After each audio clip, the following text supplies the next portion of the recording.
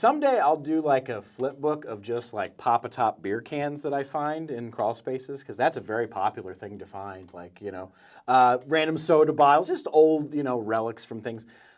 Especially when homes were built like Depression era and things, like it seems like people didn't want to leave anything. Like, I'll need this piece of siding. I'll need this, steel beam or whatever, Guess where they store it? In the crawl space. And so it just kind of sits there and rots. And so one of the key things that I offer is removal, is haul away, is getting that stuff out of there, because something as simple as, an old car seat or an old tire that, that's for my, 47 whatever, I'm going to need that later. You're never going to need that. But it sits there anyway, and so it slowly starts to rot. And so now that tire is now a harborage for mosquito larvae, and here comes the mice. They got something to drink now in their tire, and so one of the key things that we offer is just something as simple as haul away.